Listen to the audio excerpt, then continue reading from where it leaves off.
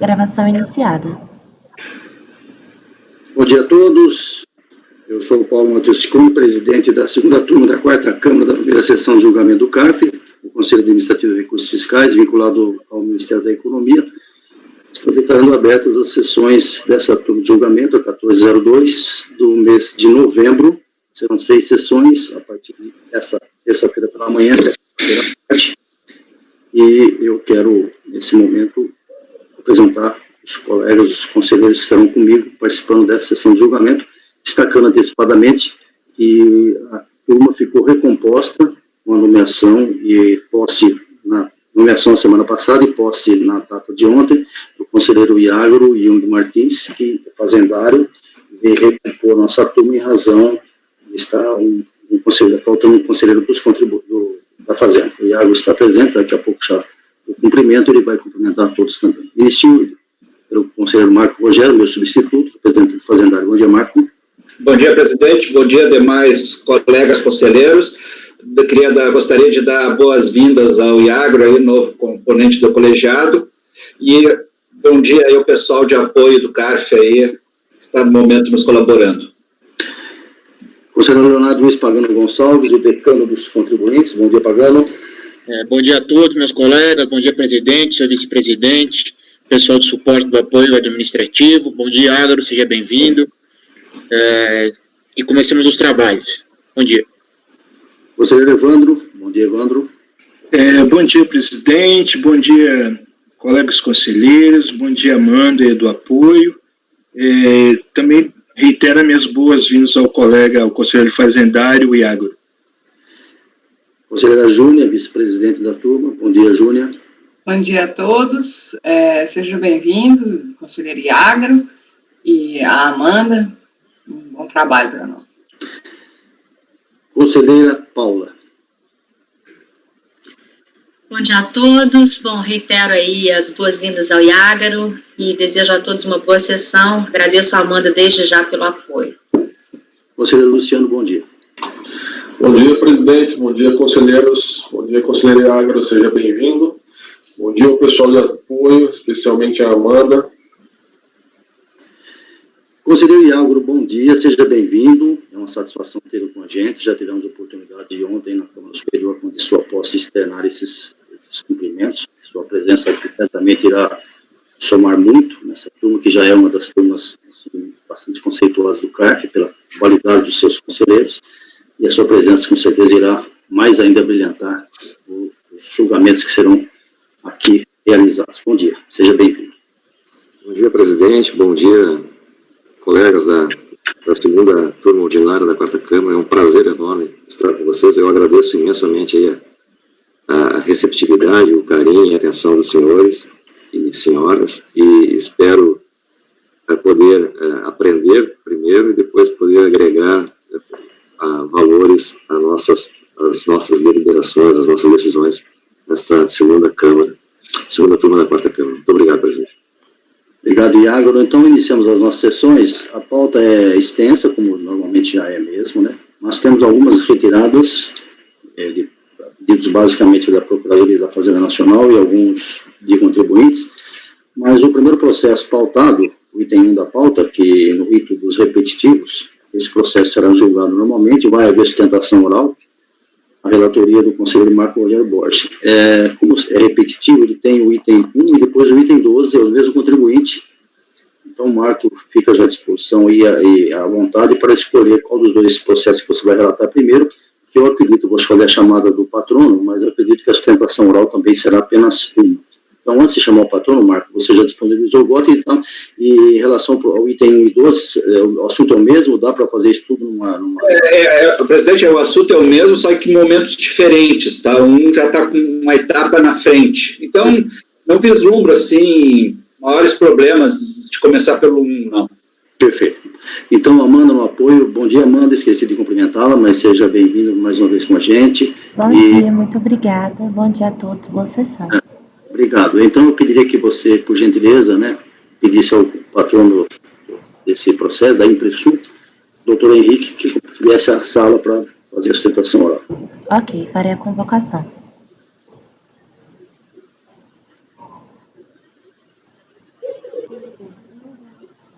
Lembro aos conselheiros que durante a sustentação oral os microfones devem estar fechados, né? Não agora, mas no momento da sustentação oral.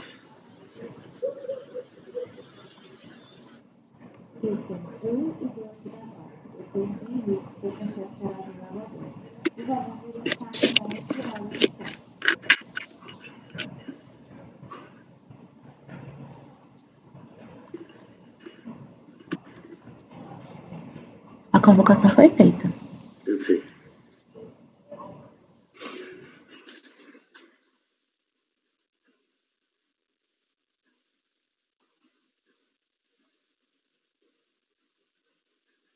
Ainda não chegou, mano.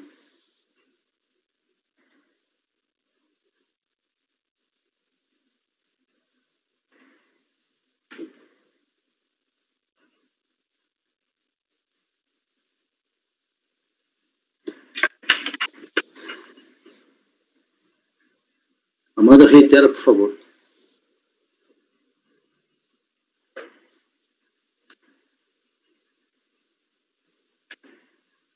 Ele está com problema na conexão, mas eu já estou entrando em contato com ele novamente. Perfeito.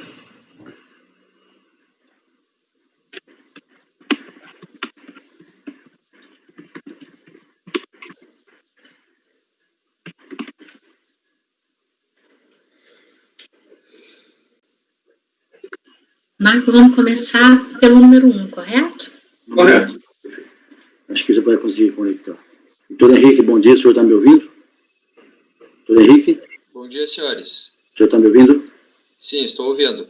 Perfeito. Nós vamos iniciar as sessões de hoje com 2 processos, do rito repetitivo, na verdade, são mais processos, mas os paradigmas são 2, do qual o senhor é o patrono, o contribuinte é a Impressul. Tá? A relatoria do conselheiro Marco Rogério, que vai fazer o resumo dos fatos, com a sustentação oral. Eu queria saber do senhor se o senhor vai fazer 2 sustentações orais independentes ou as 2 podem ser resumidas em uma só? Podemos resumir de uma só, senhor presidente. Então, vamos fazer o seguinte, eu vou deixar o conselheiro Marco fazer o relato do item 1, e vai dizer qual é o processo, o senhor se manifesta sobre ele e depois faz o mesmo em relação ao segundo, para não ter problema, tá bom? Okay. Então, peço que feche os microfones, relatoria do conselheiro Marco Rogério, um breve resumo, que depois eu vou abrir a sustentação. Marco, vamos falar. Senhor presidente, bom dia ao patrono aí. O processo aqui envolve uma discussão de PERDECOMP, onde o contribuinte requereu uns valores, a princípio, alegados como pagos a maior. E a situação começou, a PERDECOMP foi rejeitada, depois do meu voto, e provavelmente o patrono vai expor mais detalhes.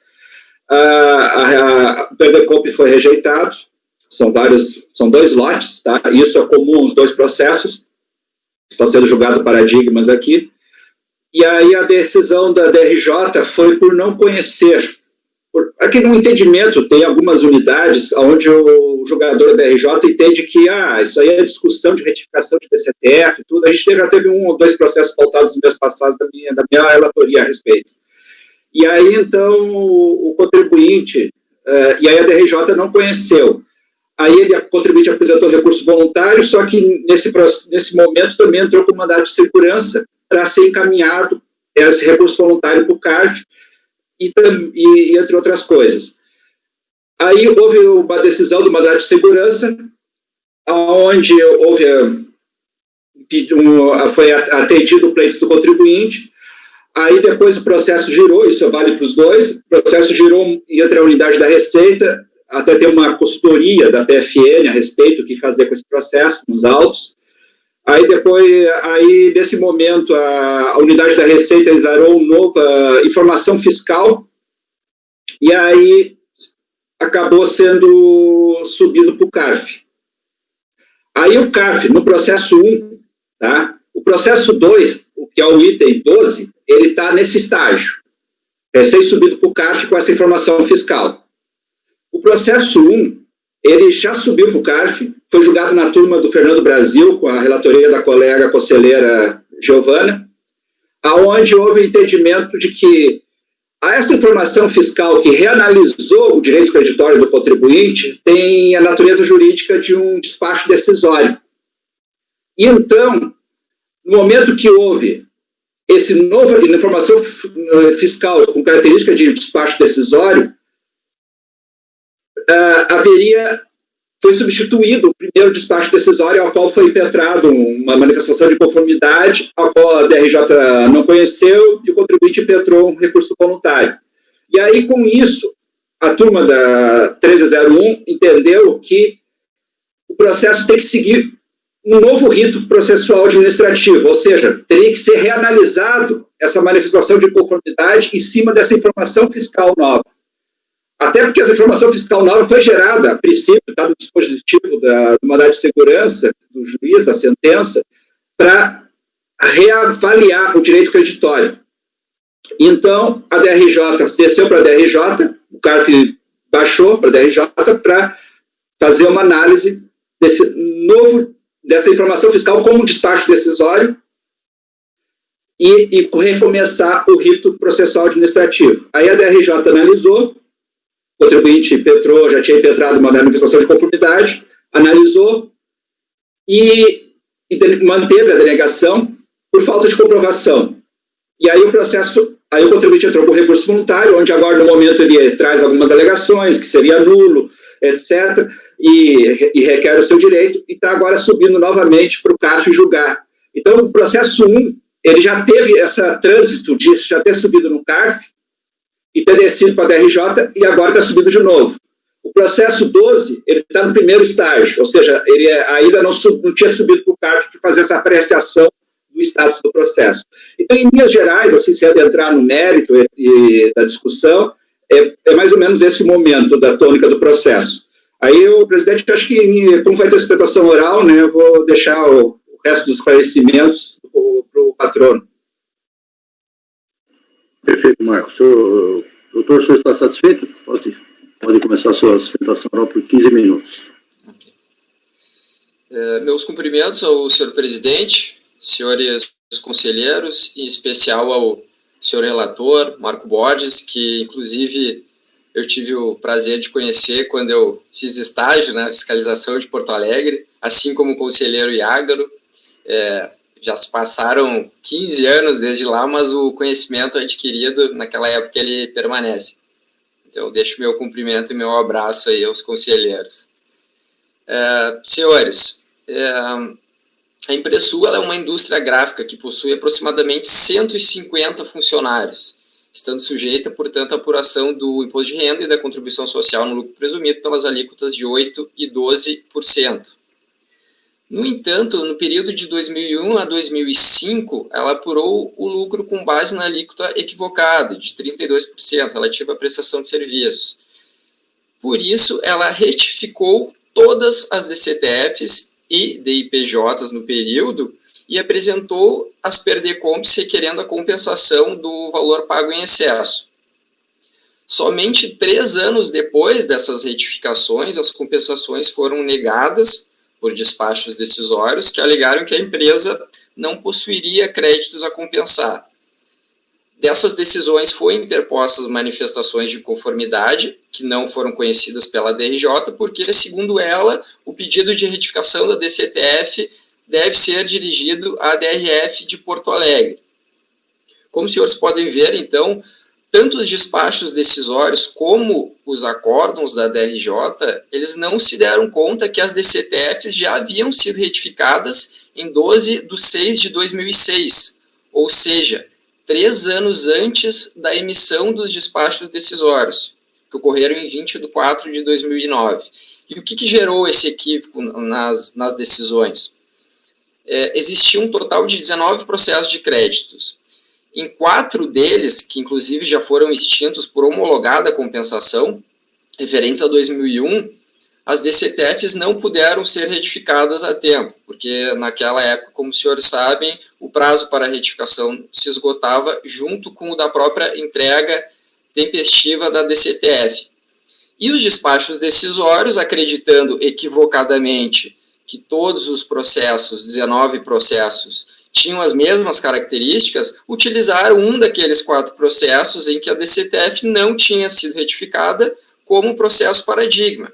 Por consequência, nos 15 processos restantes, que hoje estão em pauta, nos quais as DCTFs foram retificadas, concluiu-se de forma equivocada que a intenção da empresa com a manifestação seria a de retificar as DCTFs. Claro que não era essa a intenção, pois nesses 15 processos as DCTFs já haviam sido retificadas há 3 anos.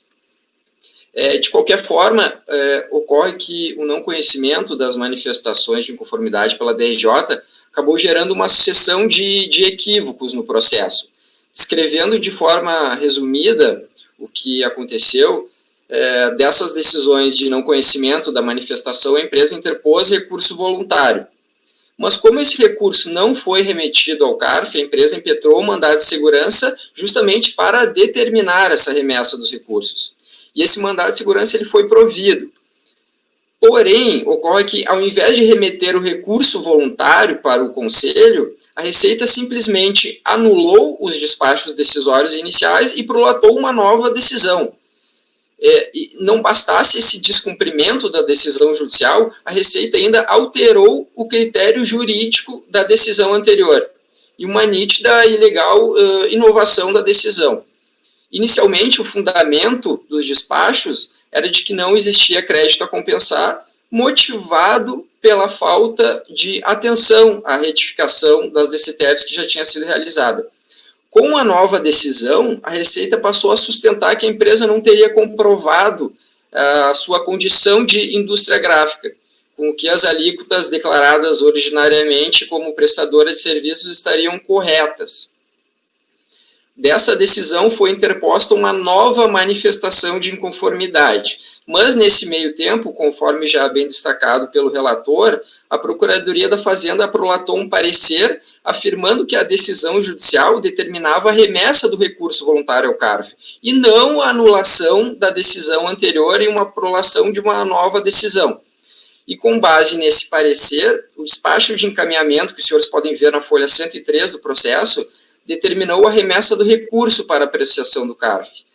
Porém, aqui foi cometido um novo equívoco. Ao invés de determinar a remessa do recurso voluntário, como recomendado pela própria Procuradoria da Fazenda, o despacho encaminhou para o CARF a segunda manifestação de inconformidade interposta.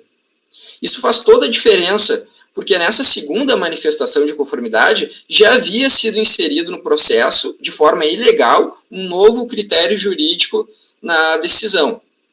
Como era de se esperar, ao receber a segunda manifestação de conformidade, o CARF não a conheceu, porque não havia decisão da DRJ ainda sobre a questão. Então, o processo foi remetido para a DRJ, que não acolheu a manifestação com base nos mesmos argumentos que já haviam sido inseridos de forma ilegal no processo. Finalmente, dessa decisão, a empresa interpôs um novo recurso voluntário que, ora, está em análise.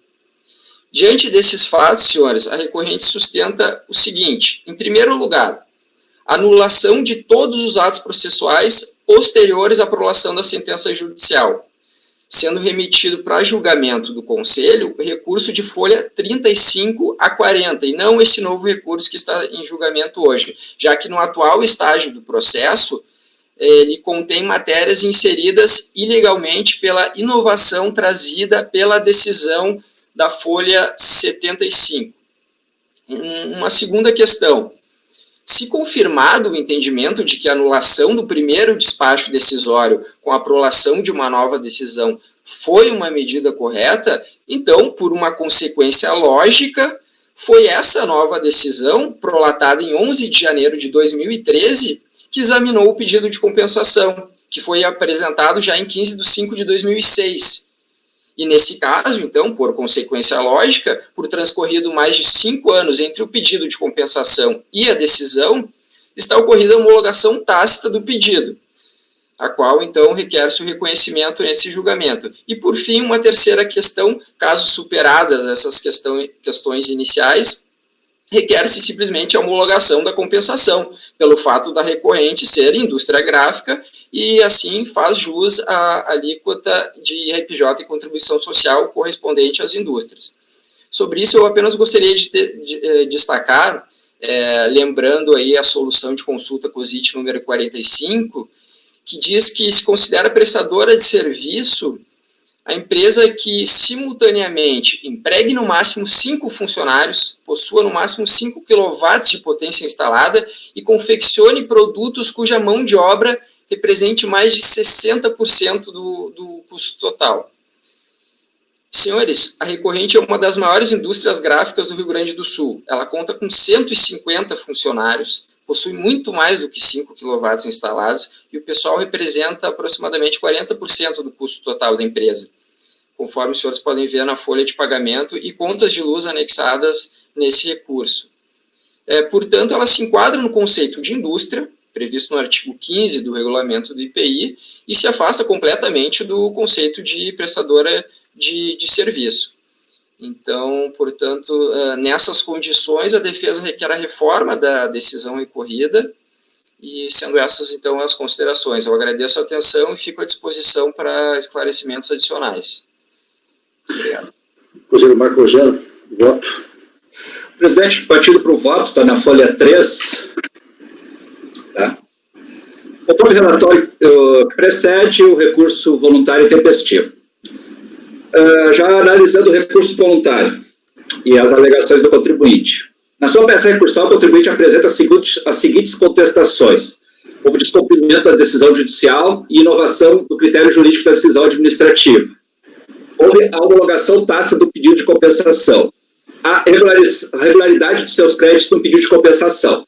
Assim, passo a enfrentar tais pontos. No que tange à alegação de descumprimento da decisão judicial, considerando o mandado de segurança impetrado pelo contribuinte, há expresso comando na sentença para nova análise do pedido, conforme inteiro teor constante nos autos e transcrição do incerto abaixo.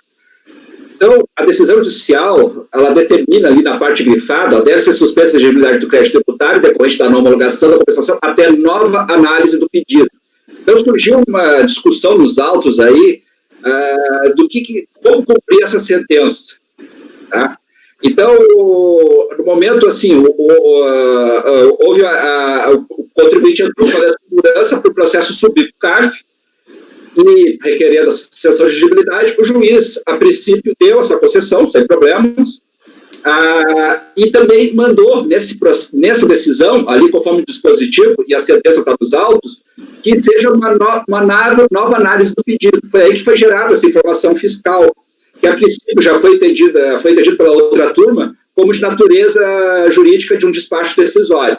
Assim procedeu a unidade da Receita Federal, voltando ao meu texto, procedeu a unidade da Receita Federal de origem, revisou os pedidos de compensação. Com isso, foi emitida a informação fiscal às folhas de recibos autos e atendimento à decisão judicial com natureza de despacho decisório.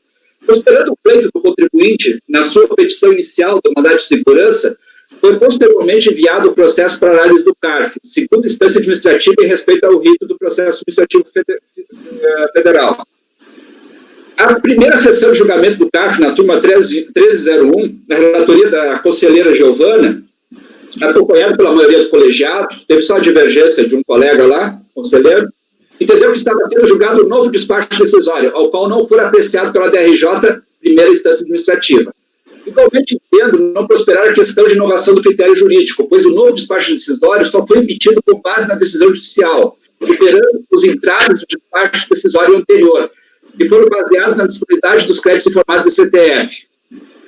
O que tange da DCTF, entregue com base no critério de presunção com alíquotas de 32%, a princípio entregues antes do despacho decisório, cabe ressaltar que o processamento do PERDECOP verifica os critérios. Aqui, como o relator, o patrono comentou, desse rol de processos, eu dei uma olhada em alguns, né, tem alguns que tem essa questão da DCTF retificada, outros não tem, mas a circunstância fática aqui é que o contribuinte, praticamente numa situação única, num momento único, ele retificou 5 anos de DIPJ e DCTF. Então, o sistema da Receita não aceitou isso. Os motivos, não sei. O fato é que o sistema da Receita jogou isso, provavelmente, para um sistema de análise manual e gerou o despacho decisório denegando. Acabou sendo um despacho decisório para processamento eletrônico. Então, verifica os critérios, já obstando nesse primeiro, não precisou mais avançar na análise. Assim, o despacho decisório original emitido é perfeitamente válido com base nas informações prestadas pelo contribuinte, sendo emitido novo despacho decisório com base nas novas informações trazidas na sua manifestação de conformidade e só emitido ofício por conta da decisão judicial. Assim, em análise ao que consta nos autos, vislumbra o cumprimento da decisão judicial pelo que rejeita essa preliminar suscitada. Eu acho que a gente pode aprofundar um pouco mais aqui, presidente, e até porque a colega Júnia pediu a palavra, né? Sim, pode ir em frente. Oi?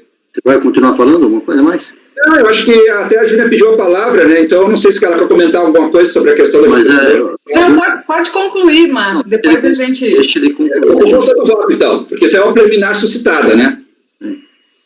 Porque tanto o pedido de homologação tácita do pedido, em virtude de ser considerada válida a informação fiscal, pois fora proferida em 23 de 1 de 2013, enquanto o pedido de compensação ocorreu em 15 de 5 de 2006, entendo que não tem razão. Aqui é a questão da homologação tácita, aí suscitada pelo patrono. O pedido de compensação ocorreu em 15 de 5 de 2006 e ocorreu a sua análise com emissão do despacho decisório. Ou seja, atendendo os requisitos do artigo 74, parágrafo 5º da 9430. A partir de então, a discussão está suspensa pelas regras do processo administrativo fiscal federal, não havendo mais falar em prazo decadencial para homologação. O novo despacho decisório, entre aspas, né, através da informação fiscal de folha 75, manteve a decisão anterior de não homologar o direito creditório do contribuinte, e só ocorreu a sua emissão em cumprimento da decisão judicial, provocada pelo contribuinte. Assim, não vislumbra nenhuma homologação tácita ocorrida nos autos, como alega o contribuinte, rejeitando essa preliminar suscitada. A gente já teve uma discussão mês passado, né? Tem um novo despacho decisório, então, novo despacho decisório começa a contar a partir do predecôpito, já homologou-se tacitamente, então começa a contar. Não. O fato é que tem um despacho decisório nesse inteirinho, até tem o seu parecer normativo 02/2016, que trata desse assunto, é que no momento que tem um despacho decisório denegando o direito creditório e a compensação, tá? Ele continua gerando efeitos, e o novo não está homologando aquilo lá, ele está simplesmente substituindo. Então, na realidade, diferente se nós anulassemos um despacho decisório, que ele fosse nulo, tá? Nesse caso, há um despacho decisório já não dando direito ao novo. Então, não há que se falar em homologação tácita se houve um despacho decisório não homologando a compensação dentro dos 5 anos. Tá? Isso, independente de surgir um novo despacho decisório à frente. A gente teve essa discussão no mês passado num outro processo. Então, eu rejeito essa preliminar de homologação tácita. Então, paramos aí. Alguém quer se manifestar a respeito? Júnior? Microfone, Júnior. Vou pegar. Bom, eu estava até olhando esse processo, olhei esse processo ontem, e fico questionando pelo seguinte, na minha opinião, e lendo a decisão judicial, se você pegar, porque o que delimita mesmo a lide é o pedido. E o pedido, quando a gente vê o relatório da sentença, você vê, olha, trata-se de mandado de segurança, em que é impetrante, objetivo provimento jurisdicional, que determine a remessa ao CARF dos recursos voluntários tais. Esse foi o pedido. Pedido o quê? Remessa ao CARF.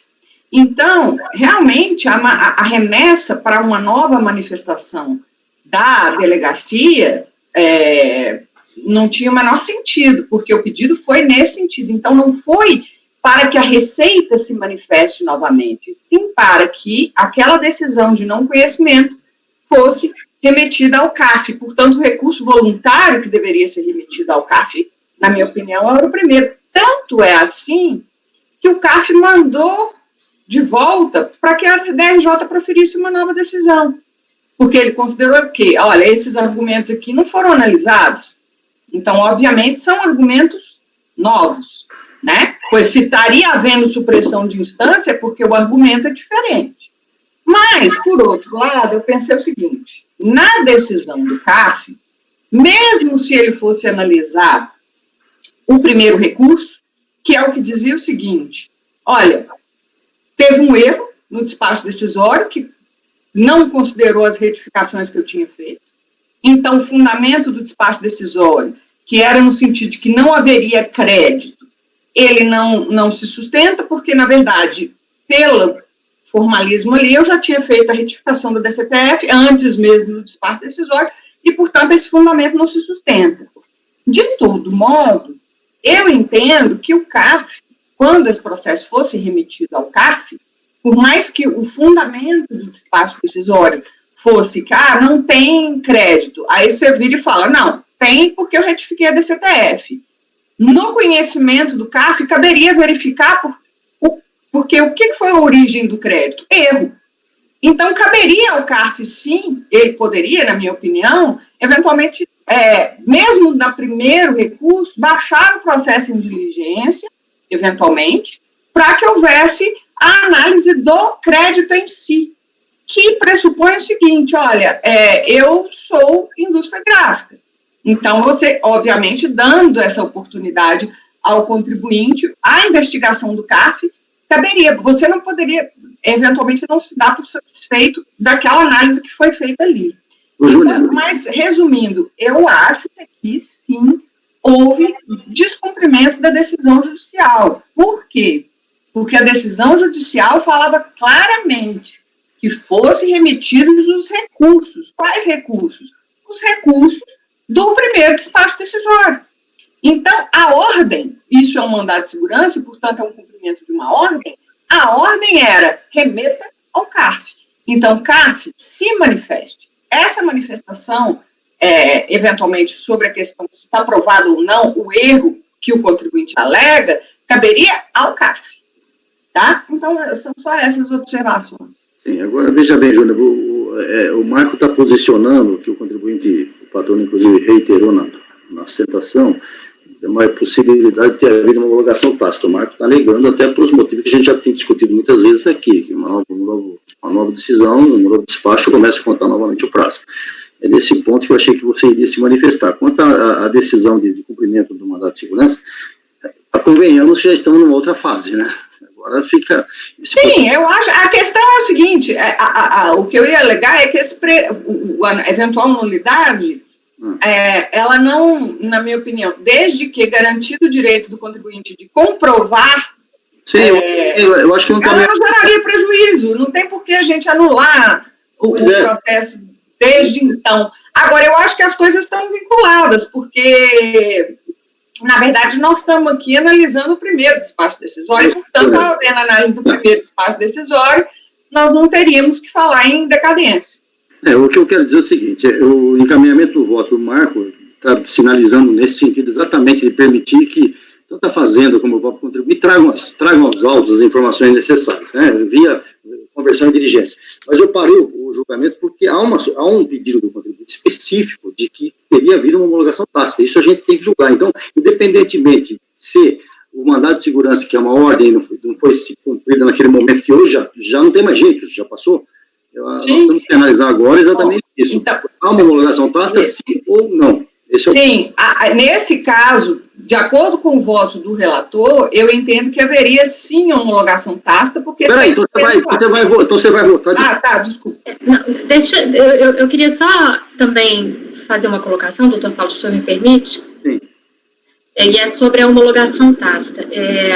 Eu entendo que a partir do momento que se decidiu que aquele primeiro despacho decisório ele não era válido e foi necessário prolatar um novo despacho decisório, eu não entendo que há uma continuidade aqui, não. Se você anula um e você emite o outro, e a gente está analisando o segundo, né, porque a gente está analisando o segundo recurso voluntário, então a gente tem que admitir que o despacho decisório foi prolatado em 2013, se não me engano. E aí sim, eu acho que cabe falar em decadência. Ora, se a gente admitir que aquele ali estava válido e ele foi simplesmente substituído, eu não entendo isso dessa forma, já que houve nova manifestação de inconformidade, novo recurso, então começou, e novos argumentos foram apresentados. Então, a gente não pode simplesmente admitir que é uma continuação aqui do processo. A partir do momento que ele foi anulado e é prolatado um novo despacho, o tempo conta a partir daquele novo. Eu queria que o Marco desse uma resumida, ele que o relator, né, já interrompi, porque eu precisaria conversar sobre isso. Faz um resumo dessa posição que a Paula levantou aí, que teria sido anulado e não teria começado tudo. Não, isso aí, Paula, esse processo aqui tem uma situação sui generis, tá? A gente tem, primeiro, a gente não está, se a gente vai discutir aquela questão se novo despacho decisório começa do zero lá, a contagem de prazo. Isso é vamos tirar um pouco essa discussão do CERN, porque isso aí a gente vai entrar numa discussão mais de caso clássico, tá? Aqui não é um pouco um caso clássico. Por quê? Porque não foi necessariamente emitido um novo despacho decisório. Tanto que, nos autos, tá, foi emitida uma informação fiscal. Até não foi por causa desse comando da sentença, que há até nova análise. Aí, tanto que esse processo gerou muita confusão na unidade de origem. Por quê? Porque tanto que eles fizeram até uma consultoria para a PFN o que queriam fazer. Aí a PFN, inclusive, entra nessa discussão aí que a Júlia deve ter visto. Mas o pedido do contribuinte foi esse, a decisão acabou sendo extra-petita, vamos discutir isso. Isso se discute na esfera judicial. Tá? Aqui tem que ver, tem um dispositivo de comando na sentença, aonde ele delimita bem, olha, tem que fazer isso, isso e aquilo. Aí quando a sentença fala que tem que haver uma nova análise do pedido, tá? Então, na realidade, qual é o momento que tem que saber? Aí gerou-se aquela informação fiscal. Para o contribuinte, eu tenho certeza, gerou confusão também para o contribuinte, gerou confusão para nós, tudo. Por quê? Até porque a primeira decisão do DRJ, por favor, não conhecer, né? Isso aí já diretou isso algumas vezes. Mas o fato é o seguinte, ó, então, aqui não se dá para falar que a administração foi lá e gerou um novo despacho decisório por vontade própria. Não. Há um comando judicial para fazer. Tanto que a administração da Receita gerou todo esse cuidado e não gerou um novo despacho decisório, gerou uma informação fiscal.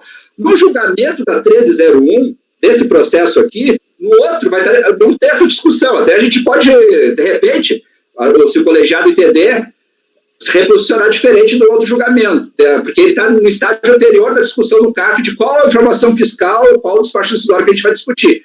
Mas aqui a 1301 julgou isso e entendeu que essa informação fiscal, que foi, a princípio, em atendimento à decisão judicial, aí se a gente vai discutir se essa decisão judicial foi extra-petita ou não, é outra história.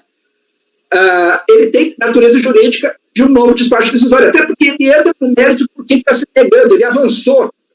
Digamos que fosse uma situação normal, tá? Vamos ignorar todos os eventos. O contribuinte realmente não retificou da CTF, tá? Realmente não retificou. Aqui, a princípio, não é o caso de boa parte desses processos. Não retificou. Aí ele entrega o pedido. A gente vai acabar, no frigir dos ovos, logo à frente, de discutir o mérito desse direito creditório, que nem a Júlia falou. Tá? E aí, precisa dessa informação da questão. Então, nesse caso, nós temos o despacho decisório que denegou porque o crédito já está alocado em outro débito de CTF, não está nada disponível. Tranquilo, avançou. Aí houve esse embrulho aí no meio da decisão judicial, aí a unidade gerou uma informação fiscal. Não, esse crédito, superando essa discussão de disponibilidade da CTF nem nada, tu não tem direito porque tu é serviços, e tu tem que aplicar a líquida de 32 do presumido. Aí, a 1301 enfrentou esse problema. O que nós estamos discutindo agora? Marco, espera um pouquinho. Vamos delimitar essa discussão, senão a gente não vai chegar em nenhum ponto. Essa discussão já é discussão de mérito. Se essa empresa gráfica é tributada a 8%... Isso é para depois, né?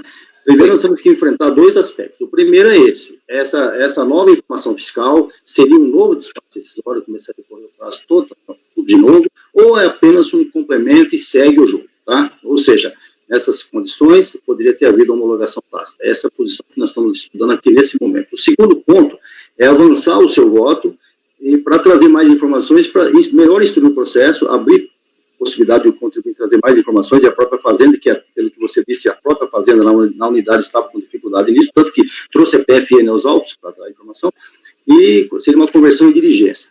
Só que nós estamos agora num ponto crucial, nós temos que decidir, há um pedido do contribuinte oficial, e há uma manifestação no seu relatório, no seu voto, de que houve esse pedido de homologação tácita.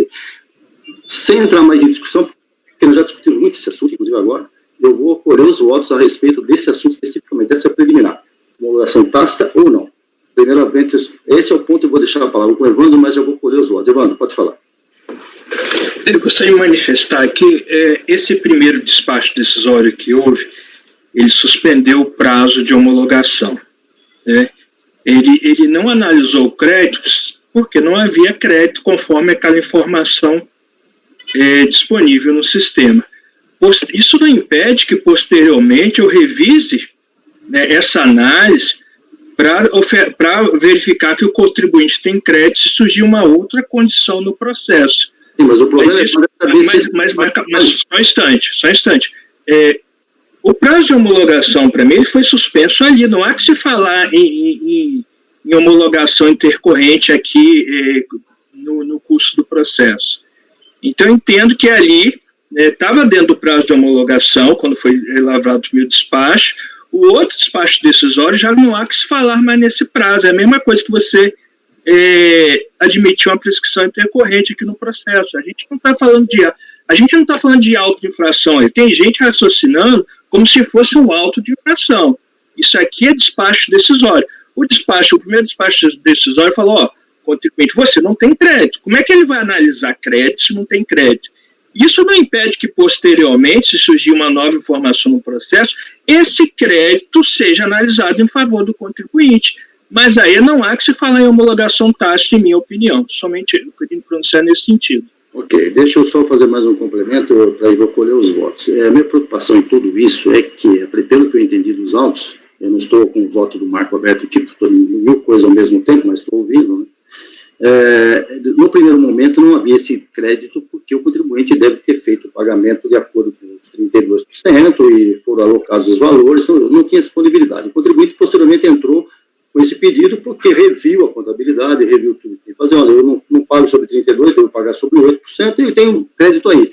O sistema não encontrou isso, é claro, não poderia encontrar mesmo, porque teria que retificar de CTF e tal. Então, essa possibilidade de uma homologação tácita, embora isso faça parte da regra, certo? Mas uma homologação tácita nesse sentido, sem que o próprio mérito tenha sido analisado para saber se esse direito creditório que o contribuinte diz que tem, e que pode ser que tenha realmente, seria realmente, me parece, extremamente imprudente, ainda mais por tudo que consta nesses autos. Então, eu já vi a manifestação do Marco, me parece que o encaminhamento é para sanear melhor o processo, né, via conversão em diligência, mas eu estou apenas antecipando. Antecipadamente, para mim, essa é a posição mais coerente. Mas como foi suscitada essa preliminar, eu vou colher os votos. A posição do Marco é que não há homologação tácita, então, improvendo esse pedido do contribuinte de homologação tácita. Conselheiro Pagano. Eu vou divergir. Eu entendo que existe sim a homologação tácita. O primeiro ato foi considerado nulo ou inexistente no processo. E aí, por consequência, o segundo ato válido no processo foi tomado depois dos 5 anos. Então, eu divirjo e entendo que ocorreu a homologação tácita. Pagando a divergência, conselheiro Júnior. Desculpa, conselheiro Evandro. Evandro, né? Evandro. Como já dei me pronunciar no anterior, eu entendo que não houve homologação tácita aí no decorrer do decurso do processo. Vou acompanhar o relator. Júnior. Na verdade, eu acho que o imbróglio foi criado aqui quando o próprio CARF reconheceu, ou pelo menos declarou que aquilo ali seria um novo despacho decisório, então, em razão disso, eu acompanho a divergência. Conselheiro Iágaro. Bom dia. Eu acompanho o relator e as observações do Evandro. Não tem no processo algo que tenha declarado a nulidade do primeiro despacho, entendeu? E essa foi uma interpretação de uma outra turma, não nesse processo. Acompanho o relator. Conselheira Paula. Como eu me pronunciei anteriormente, eu acho que houve um novo despacho decisório, inclusive reconhecido pelo CARF. E aí, Evandro, assim, eu acho que existe uma diferença muito grande, que você está falando, né, de homologação ou intercorrente. Na verdade, quando você interrompe, né, ou cancela, ou anula o primeiro despacho decisório, não é que você suspendeu o processo e uma homologação tácita como se fosse uma homologação intercorrente, uma prescrição, é totalmente diferente. Você cancela um ato e tem um outro que o substitui. Então, é a partir daí que esse prazo deveria contar. E é por isso que eu acompanho a divergência. Conselheiro Luciano. Com divergência, presidente. Eu vou com o relator, então, por o voto de qualidade, negado por emenda nessa preliminar. Prossegue, Marco.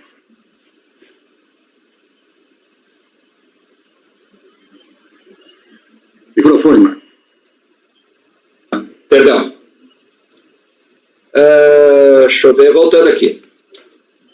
No que tange ao mérito do contribuinte, a discussão se cinge na atividade executada pelo mesmo e seu reconhecimento como prestação de serviços ou industrialização, comercialização. Tal definição define a alíquota de presunção, 32% ou 8% ou 12%, e, por conseguinte, eventual pagamento feito pela alíquota maior, determina a existência do direito creditório. A posição do DRJ dessa matéria fundamenta-se na aplicação da solução de consulta número 45 da COSIC, ao qual assim concluiu. O patrão subscritou aí. Até vou ler aqui, porque conta pouco. Da análise, estou transcrevendo aqui, da análise da solução de consulta depende se a prestação de serviços, na execução de serviços grátis, é matéria de exceção de atividade, demandada por empresa de caráter empresarial, incipiente e restringe-se à confecção de produto por encomenda direta do consumidor com preponderância da mão de obra na agregação de valor. Porém, salienta-se que no tocante às condições estabelecidas nas linhas A, B, C, ele entende que nesses casos não ficou demonstrado, a decisão da DRJ, não ficou demonstrado o atendimento do contribuinte a esses requisitos e negou. Ou seja, houve entendimento que não há aprovação dos autos para enquadrar suas atividades como industrialização, que levaria às alíquotas menores de presunção. Na sua peça recursal, o contribuinte alega que, por um lapso, recolheu o IRPJ da CCLL maior por presumir tributável com base nos percentuais de 32%, quando são previstos os percentuais de 8% e 12%, respectivamente. Alega que apresentou as da IPJ e DCTF certificadoras concomitante com perder ponto, ou seja, antes do primeiro despacho decisório. E tendo que formado o litígio, há a necessidade de se verificar o direito creditório. Tá? Aqui a gente já teve essas discussões em outros momentos. Na sua natureza constitutiva. Eventualmente, considerando que houve DCTF retificador anterior ao despacho decisório, seriam validadas as informações do contribuinte automaticamente, ou dependendo das circunstâncias, o processamento deve ser manual.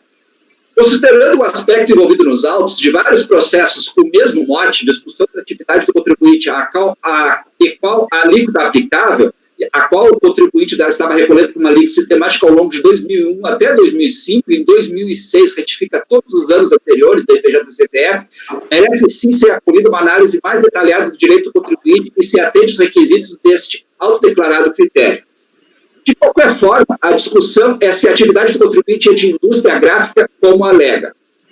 A decisão do DRJ não deu provimento à sua alegação por conta de falta de elementos comprobatórios, mas sem descaracterizar integralmente sua atividade e eventual sujeição ao critério como quer. Nos autos, para reforçar sua posição, apresentou extratos do razão analítico e extratos de folha de pagamento, ao qual tenta demonstrar sua atividade nos seguintes termos. Vou tomar liberdade de ler até porque é curto, presidente. É nítido, portanto, que a recorrente não se amolda ao critério de empresa de caráter incipiente, mesmo porque possui muito mais do que 5 operários, que nem o patrão falou, e mais de 5 kW de potência instalada no seu parque gráfico.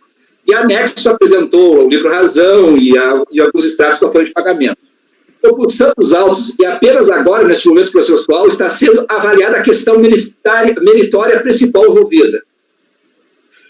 A decisão aborda a evolução da legislação aplicável, culminando no ato declaratório interpretativo da Receita Federal número 26, que estabeleceu seus critérios. O patrão já comentou, máximo 5 empregados, 5 kW de potência e confeccionar por encomenda direta do consumidor, do usuário, produtos no quais o valor de mão de obra represente pelo menos 60% do valor total.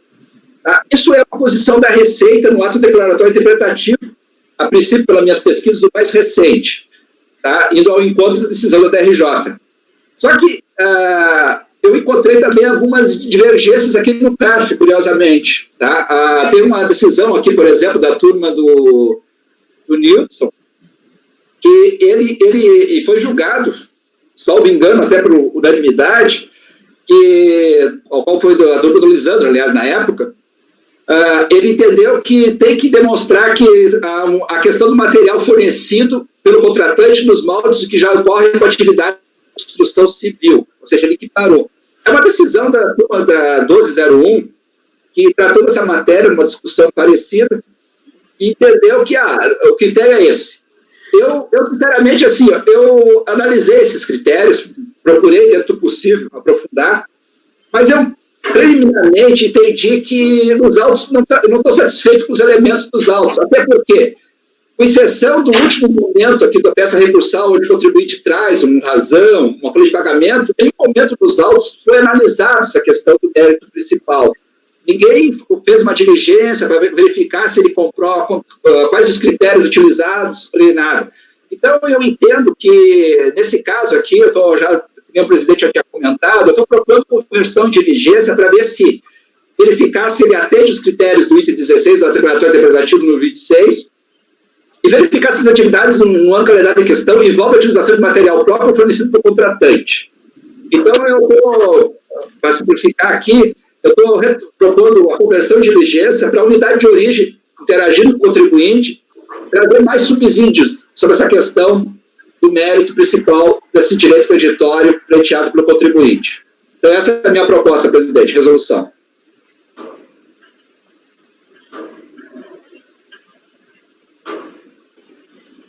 Presidente, microfone. Desculpe. Eu acho que já está mais do que discutido o assunto, né? Podemos partir para a votação. Proposta do Marco é converter em diligência por todos os motivos já expostos. Luciano, quer falar? Presidente, só uma dúvida aqui. Conselheiro Marco, você falou que está sendo analisado pela primeira vez aqui Teve um momento que você falou que está sendo analisado pela primeira vez aqui no é analisado com provas, né? Quando eu quis externar esse elemento, é com provas. Porque a informação fiscal, por exemplo, essa aí que a gente... o CARF está dando áreas de natureza jurídica de despacho decisório, ela faz análise mais com base no KNAI do contribuinte e outras ponderações desse tipo. Em nenhum momento alguém analisou se as faturas, etc. O contribuinte se preocupou e trouxe isso na peça recursal, tá? Mas em nenhum momento ninguém olhou a contabilidade para comprovar essas alegações do contribuinte. Mas a informação fiscal, que ao qual foi dado áreas de natureza jurídica de despacho decisório, e a decisão do DRJ, que se baseou nessa informação fiscal, muitos se basearam apenas no KNAI do contribuinte. E não é o caso de a gente pedir para eles julgarem lá na DRJ, então? Não, eu não estou pedindo isso. Eu acho que aqui, superado todas essas questões, eu acho que aqui a questão de verificar se o contribuinte atende os requisitos e depois verificar se a gente aplica ou não esses requisitos ao caso. Até porque tem uma certa divergência aqui no CARF. Já julgamos vários casos assim, não especificamente de indústria gráfica, mas de outras atividades, exatamente nesse sentido, de como o contribuinte tem que comprovar que ele realmente faz jus ao benefício do 8%, né, não do 32%. Acho que esse é o ponto que o Marco está trazendo. Votamos, Marco, conversão de diligência, Pagano. Eu vou acompanhar o relator, presidente. Evandro. Nesse caso... Ok, Evandro. Acompanha o relator. Júnior. Com o relator. Conselheiro Iágaro. Com o relator. Paulo. Com o relator, eu até já ia perguntar se a gente não poderia reconhecer que ele realmente é uma indústria gráfica, né? Já com a documentação. Eu já antecipo que eu não reconheço. Só que não vai, eu acho que a bunda não prejudica, né? Então, sim, prejudica. O relator. Quero ver melhor isso aqui, não é assim não. Luciano. Acompanha o relator, presidente. Também acompanha a unanimidade convertida em diligência. Marco, esse é o processo número 1, vai até o item 11, é isso? É o 12. É o 12? 12. O próximo agora qual é? O 12 é o seguinte, presidente. Esse aí que você julgou vai do 1 ao 11, não é isso? Isso. Tá, agora é o 12. Então, nesse caso, por voto de qualidade, rejeitado o pedido de homologação tácita e por unanimidade de voto convertido em diligência. Item 12 agora, Marco. Tranquilo. Na realidade, assim, até vou externar aqui uma questão operacional, né? Eu comecei a analisar primeiro esse processo 1. Não. Comecei a analisar primeiro esse processo 12. E aí aí que eu vi que existia já processos transitados pelo contribuinte do CARF com essa discussão. E, casualmente, eu tinha chegado preliminarmente na mesma conclusão também, que eu acho que isso aqui tinha que ser julgado de novo pela DRJ, até porque a DRJ na primeira decisão não conheceu, tá? Esse é o principal embrólio. Então, independente de reconhecer o despacho decisório, é que nem a Júlia falou, independente de reconhecer o despacho decisório, tá? A informação fiscal ou não com o despacho decisório, se não, vamos imaginar o cenário prefeito, tá? Desculpa, presidente, fazer uma deliberação. Se o contribuinte impetrasse mandado de manifestação original, a DRJ não reconhecesse, subisse para nós para apreciar o recurso voluntário, eu, inevitavelmente, iria propor o retorno para a DRJ superar essa questão do conhecimento e julgar. e provavelmente, em algum momento na frente, ia entrar a discussão do mérito principal do intérito. Então, esse processo tem essas nuances aí, tá? Então, nesse caso aqui, o processo dos itens 12 e até o 15, tá? Onde o 12 é o paradigma, ele está no estágio anterior, ou seja, aqui eu estou seguindo a decisão, acompanhando, tá? A decisão da turma 1301, ou seja, entendendo que aquela manifestação de conformidade, ela tem áreas de natureza jurídica de um despacho decisório. Então, independente, eu acho que aqui, independente de tratar ela como despacho decisório ou não, tem que retornar para a DRJ julgar isso. Então, pera um pouquinho, Marco, peraí. Então, um momentinho só. O senhor quer se manifestar? O senhor ele já está mais ou menos antecipando até o voto dele. O senhor quer se manifestar? A proposta dele é retornar à primeira instância para que seja feito o julgamento. Eu gostaria, presidente, apenas de esclarecer a diferença desses 4 processos para os outros 11. Sim, fique à vontade. Ok. Esse processo, assim como os outros 3, ele se diferencia dos anteriores porque nestes processos o despacho de encaminhamento dos recursos ao CARF ele foi correto, diferentemente dos anteriores. Foram direcionados os recursos voluntários e não a nova manifestação de inconformidade que foi interposta após a ilegal inovação trazida pela Receita. Então, nesses processos, não há o pedido de anulação dos atos seguintes à nova decisão, pedindo-se, então, apenas a homologação da compensação pelo fato do crédito a ser compensado estar informado nas DCTFs retificadas. Eu gostaria aqui de fazer um adendo que todos os processos que estão hoje em pauta, eles tiveram as suas DCTFs e DIPJs retificadas mais de 3 anos antes dos despachos decisórios, inclusive 4 processos que não estão entre os hoje julgados, em que eu tinha alertado que não tinha sido possível fazer a retificação da DCTF. Esses processos eles já foram reanalisados pela DRF, que sem problema nenhum aceitou a compensação. Então, é entender da defesa que com muito mais razão, esses processos nos quais as DCTFs já foram retificadas, eles deveria ser homologada a compensação. Então, eram essas considerações. Obrigado. Obrigado, doutor. Marco, então, continuando sobre... Paula, pois não, Paula. O Marco não terminou ainda, hein? Não, sim, a minha pergunta é, será que... Pergunta para quem? Pergunta para quem? Para o Marco, né? Porque ele estava dizendo que vai acompanhar a decisão da turma 1301 de devolver para a DRJ se pronunciar. A minha pergunta aqui é, será que é necessário realmente que a DRJ se pronuncie? Ou melhor, a gente já mandar esse processo para diligência, que foi a decisão que a gente tomou na outra, para avaliar se o contribuinte faz... Bom, a questão é a seguinte, aqui vai ter supressão de instância, a DRJ não conheceu a primeira manifestação. Ok, ela não conheceu. Ele explicou bem que esse estágio aqui é outro, né? Estágio aqui é outro. Não, tudo bem. Então, porque se ela tivesse conhecido e negado o provimento, a gente podia fazer, mas como ela não conheceu, não tem realmente...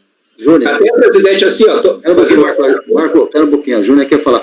Vocês estão falando hoje, Júnior, vamos lá. Não. Eu ia falar, mas eu concordo, porque eu estava pensando exatamente já em baixar em diligência de uma vez, mas tem razão, a primeira decisão não conheceu, tanto que foi necessário mandar de segurança. Claro, o próprio patrão disse isso. Falar. Não, tem que devolver mesmo. Marco, então resumindo.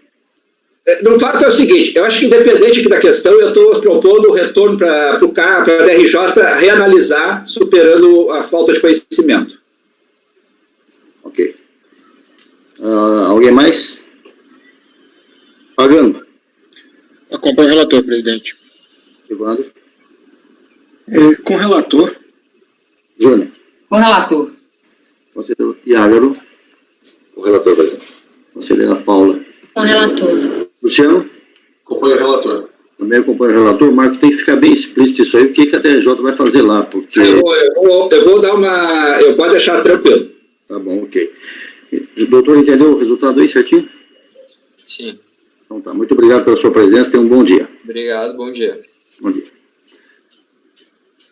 Continuando, eu tenho que mexer nos arquivos meus aqui, eu vou dar um intervalinho de 5 minutos, tá, gente? Porque eu estou com problema no pendrive, preciso mexer nisso.